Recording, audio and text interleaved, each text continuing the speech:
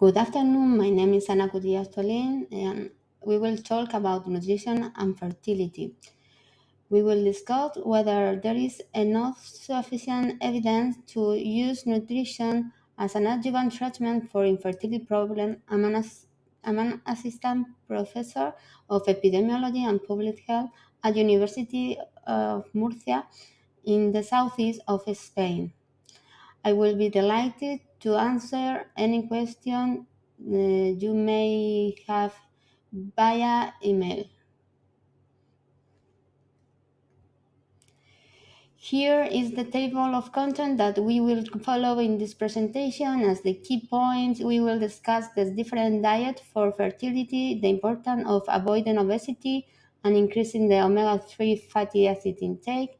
Next, we will discuss other micronutrients involving fertility. Then we will focus on polycystic ovary syndrome, especially about low carbohydrate diet and microbiota. Finally, we will define some nutritional aspects related to two pathologies of high prevalence, endometriosis and leiomas. One of the data more important in nutritional epidemiology and fertility came from Harvard University. 69% of the cases of anovulatory infertility could be prevented by diet. 69 over 100.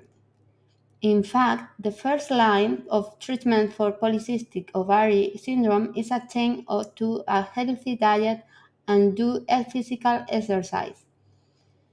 Nowadays, our gynecologists can give us nutritional recommendations for improving our fertility.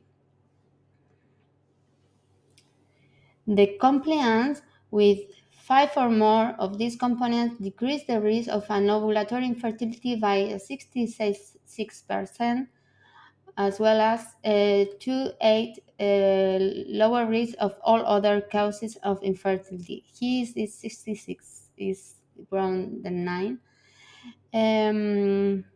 They are easy for accomplish. The first one is if you were overweight or obese, you may lose weight between 5-10%.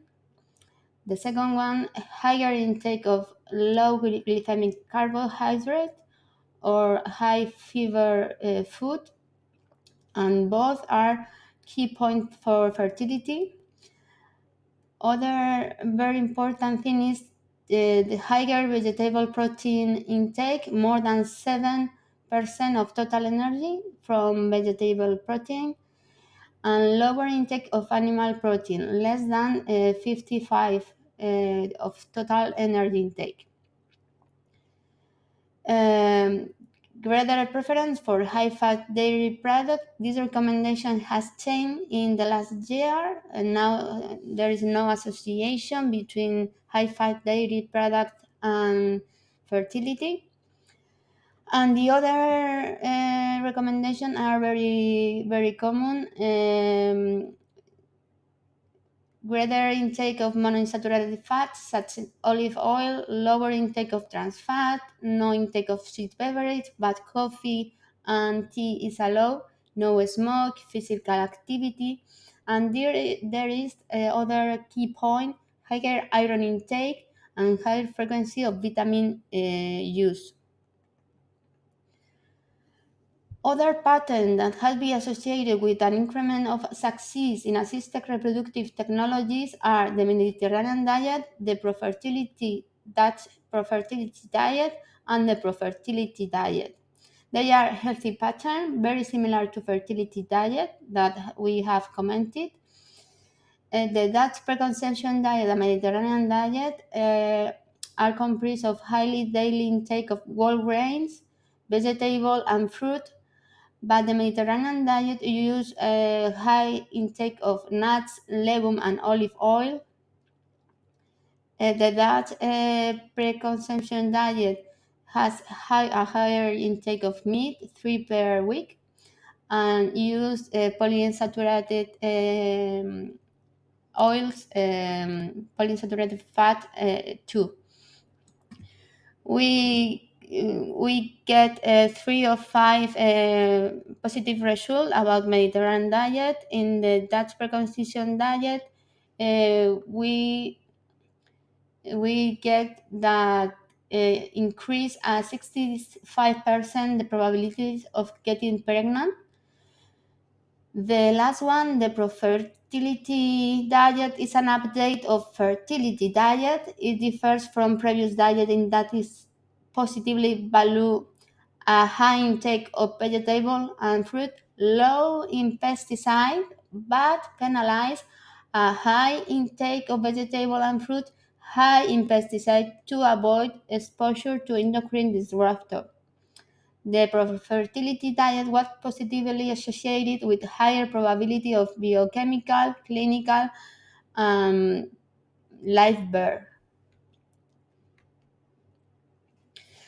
We know there is an G-safe association between adult body mass index and anovulatory infertility, but in a recent meta-analysis among women undergoing in vitro fertilization or intraplasmatic sperm injection, body mass index was associated with weak adverse outcome. We are talking about 9% for less clinic pregnancy, 21 for increasing miscarriage rate, increasing the risk of not having a live birth by 7 among overweight. We are going to talk about omega-3. 5 studies have demonstrated how omega-3 acid may be beneficial by increasing the positive rate of assisted reproductive technology outcome and embryo quality evaluated according to morphology and morphokinetic parameters. They are more the studies that have focused on the positive association between a higher daily intake of omega-3 fatty acid via supplement or food source and natural pregnancy rate in women of reproductive age. And how much fish should we take? The iFish study suggests that the consumption of 2 portions of fish per week compared to those in the no fish or one fish group, 2 serving per week refers certain concentration omega-3 polyunsaturated and lower omega-3 6 omega-6 omega-3 ratio. Regarding antioxidant, 2020 Cochrane review conclude that due to the very low quality of the evidence, we are uncertain whether antioxidant improve live birth rate. However, modest results are achieved. An expected live birth rate of 19 among subfertile women and the rate among women using antioxidants will be between 24 and 36. The intake of supplemental folic acid, particularly at doses higher than those recommended for the prevention of neural tube defect, have been consistently related to lower frequency of infertility, lower risk of pregnancy loss, and greater success in infertility treatment. At present, little can be conclusively drawn from the result of vitamin D and fertility, given the heterogeneity of finding. While vitamin D deficiency might possibly be detrimental to fertility, it is unclear whether higher levels of vitamin D confer additional benefit once uh, once sufficiency has been achieved. Intake of soy supplement and product does not appear to harm fertility because of soy phytoestrogens, as suggested by animal studies. Women, we are going to talk about polycystic ovary syndrome. A woman with polycystic ovary syndrome have a lower overall diet quality, higher intake of cholesterol, and lower intake of magnesium and zinc. In polycystic ovary syndrome, it is known that a healthy diet improves the symptom, but it is not clear what type of diet to follow. For example, a low carbohydrate or ketogenic diet, or if it is more the weight loss that causes an improvement of the pathology. Emerging evidence has suggested that well-adjusted, balanced diet, such as the dietary approach to stop hypertension diet, the Mediterranean diet, the low carbohydrate diet, vegetarian diet, and calories restriction diet are beneficial for ameliorating metabolic disorder and fertility, as well as preventing future related pregnancy complications. The low carbohydrate diet limits the intake of carbohydrate to less than 45 of the total daily calorie intake. The standard diet is 55 carbohydrate, so it's low, the difference. The meta-analysis about low carbohydrate diet of SAN indicate that low carbohydrate diet can significantly reduce body mass index and serum levels of cholesterol, low density lipoprotein cholesterol, and lower insulin level in PCOS patients. Moreover, stratified analysis documented that low carbohydrate diet intervention, in particular the low fat, low carbohydrate, less than 35 of fat and less than 45 of carbohydrate, and the long term more than 4 weeks, can significantly increase the levels of follicular stimulating hormone FSH and the sex hormone binding globulin, and decrease the level of testosterone in PCOS patients. Therefore, a low carbohydrate diet appears to be efficacious as an adjuvant treatment for PCOS related manifestations.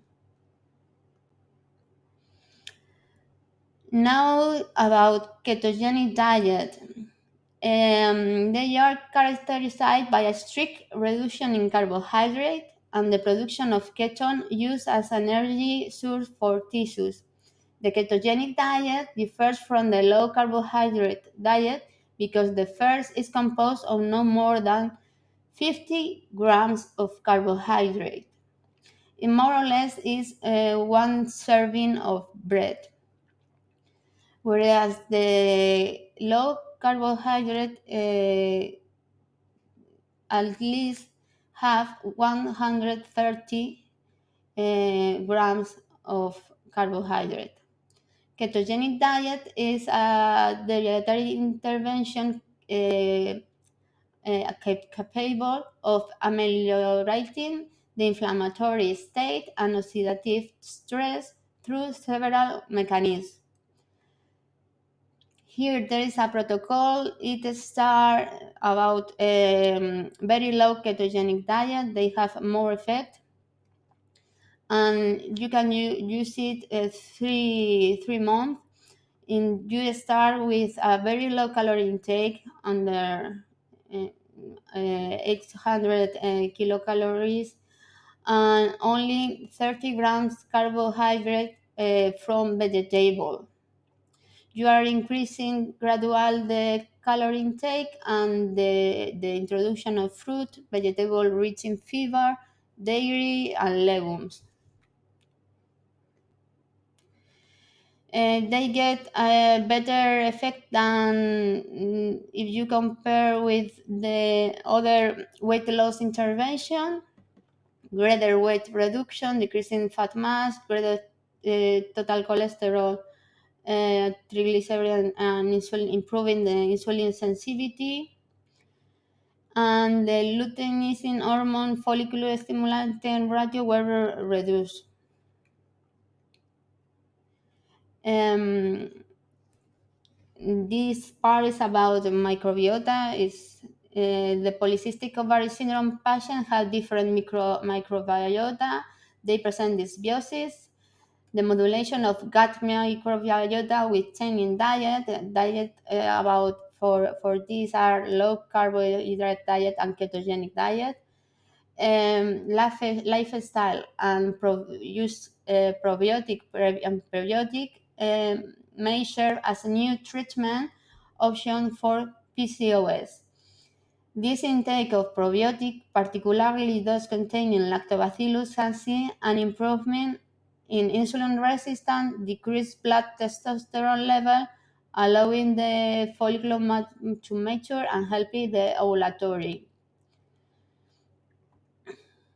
Possible, possible causes of dysbiosis has been found in this patient: obesity or diet rich in sugar, fat, and dietary fiber that causes an imbalance in the microbiota, increase in intestinal permeability, leakage of lipopolysaccharide to the systemic circulation, leading to inflammation and activation of the immune system. Here are the bacteria that change in dysbiosis in PCOS. Lactobacillus and bifidobacteria, Faecalibacterium plasnucci, bifidobacterium and Boatira are reduced and reduce the production of short-chain free fatty acid that could affect to the integrity of the intestinal barrier, and we found an increase of firmicutes that is related with obesity, Prevotella, that testosterone metabolites are believed to contribute to Prevotella growth and virulence. And for finish, this is my favorite figure because it indicates all the pathway by which the microbiota act in the PCO, showing its complexity. The chain in bacterial composition produce dysbiosis that reduce microbial diversity and increase intestinal permeability. The intestinal permeability will allow an increase in endotoxicity by translocation of lipopolysaccharide particles of gram-negative bacteria. With the loss of diversity, will be a reduction of short-chain fatty acids with increase in permeability and will favor to growth of bacteria that promote energy absorption.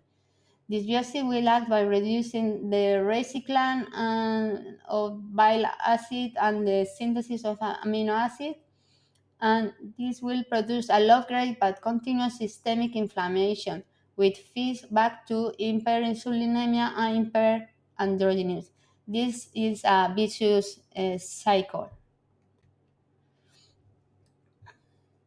Approximately 7% of women have a uterine leioma. Increased adult body size was also shown to increase uterine leioma's risk. Endometriosis is this omega-3 dairy product, vitamin C, D, E, folate, and thiamine reduce the risk of endometriosis, but increase of trans fat intake increase the risk of endometriosis. Thank you for your attention. I will be delighted for any question by my email, and thank you very much.